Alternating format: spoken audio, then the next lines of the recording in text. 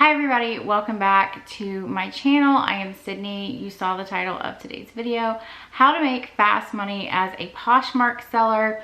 Poshmark is a great way to make money online, and it can be a quick way to make money online if you are doing everything correctly. So in today's video, I am going to give you 5 tips on how to speed up that process of making sales on Poshmark. These should help you to increase your sales and to make some extra money, or if you're doing this full-time, kind of ramp up things, especially as we are in kind of a slow time of year right now. Before we get started, I did want to bring up, I want to do some sort of accountability challenge for the new year, and I'm still kind of trying to figure out exactly how I'm going to do this.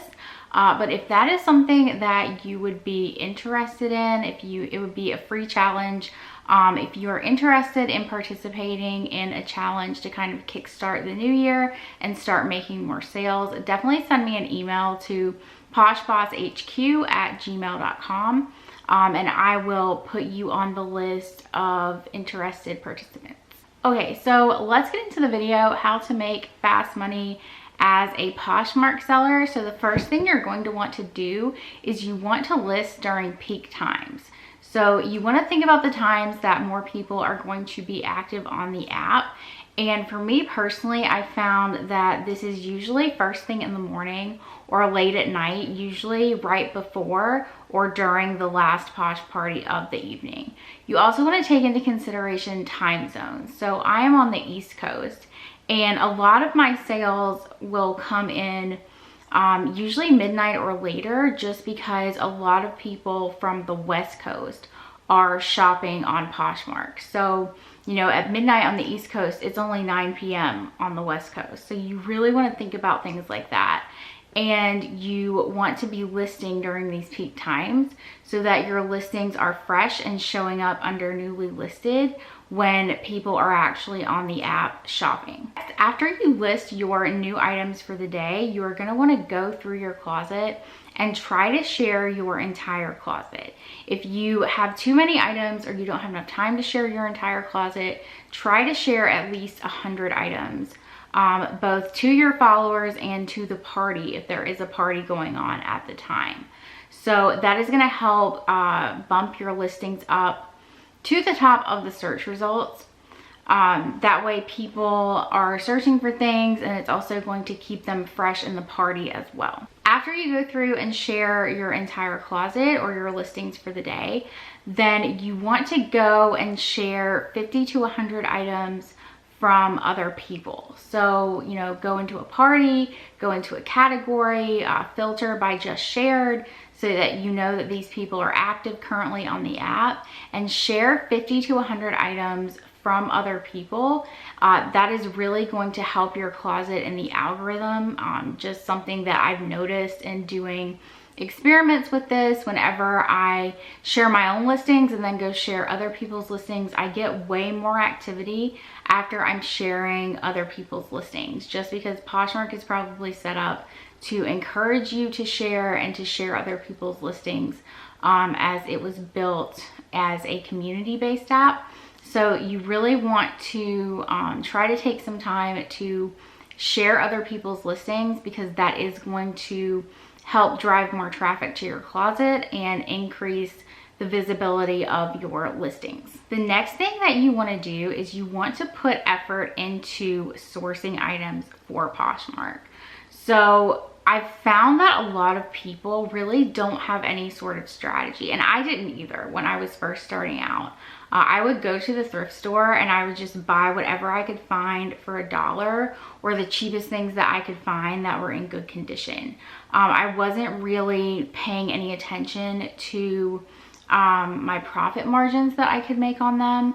So that is something that really set me back in the beginning, is because I was spending all of this time trying to list these items that weren't selling at a profit margin that was worth the time to list them. Because this was also when I was first starting out, so I wasn't really the fastest at photographing either. It would take me 2 or 3 hours to photograph 10 items. So, you know, especially if you are first starting out, you really need to pay attention to the types of items that you are sourcing, especially if it takes you a while to list them, because you want to be listing things that are going to give you a significant profit margin. If you're listing things on Poshmark for $8 to $10 and then Poshmark is taking, you know, their $3 or their 20% fee out of that, you're not really making a lot of money to justify the time that you're spending to pick out items and then to list them. So you really want to focus on your sourcing strategy. You want to focus on, you know, sourcing items that are in demand, things that are going to move fairly quickly. Now, obviously, you know, not everything that you buy is going to sell, and that's just how it is. But you want to really develop yourself a strategy and, you know, pay attention to what is selling for you. If you need more help with sourcing and figuring out what types of items that you need to be buying so that you're not wasting your money buying items that may or may not sell, definitely check out my Show Up and Source group coaching package down below. We are adding a ton of new content in the next few weeks to that.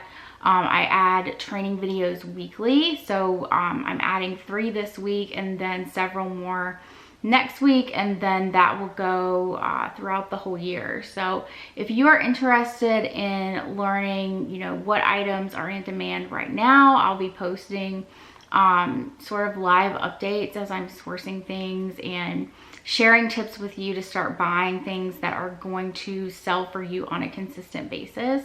That's the whole goal. So to teach you how to buy items that are going to start making you daily sales instead of you going out to the thrift store and spending your money and not buying items that sell. So definitely check out the coaching package. I will link it down below in the description box and in the comments. The next thing you want to do is change your mindset. I found lately that a lot of people are really in the mindset of being frustrated and annoyed with what they are doing. And if you are frustrated and annoyed with reselling, then you're probably not going to see the success that you want to see. You know, I love reselling. I love sourcing for things. I love looking for things to sell. It truly brings me joy. So if you are going out and you hate thrifting, or you hate looking for things to sell, or you hate listing things, you know, honestly, it might not be for you. If you can't find a way to really enjoy what you're doing, you might want to rethink, you know, your career path or being an entrepreneur. Being an entrepreneur is not for everyone. And, you know, I don't want to be a Debbie Downer, but I also have to be realistic. It's a struggle. It's not glamorous life all the time. It's a constant struggle being self-employed. It takes discipline. It takes a lot of hard work. And I say this in a lot of my videos, but reselling is not passive income at all. It takes a lot of work, as you are basically running a store that is open 24 hours a day, and you really have to treat it as your job, and you have to treat it, you know, you have to take it seriously, because you are running this store that is open 24/7, and you know, you don't necessarily have to be working 24/7, but you know, it does take pretty constant work every day, especially when you are first starting out. Now, when you start building your inventory and get yourself established and things like that, obviously you can spend less time. You know, you can spend less time listing if you have multiple items listed and you're making steady sales, or you can take a day off. But when you're first starting and you're building your store, it takes a lot of work. And so you either have to, you know, find a way to enjoy it, or find a way to find a drive that motivates you, or that keeps you going, or develop a schedule for yourself, because a lot of times it's not about motivation at all.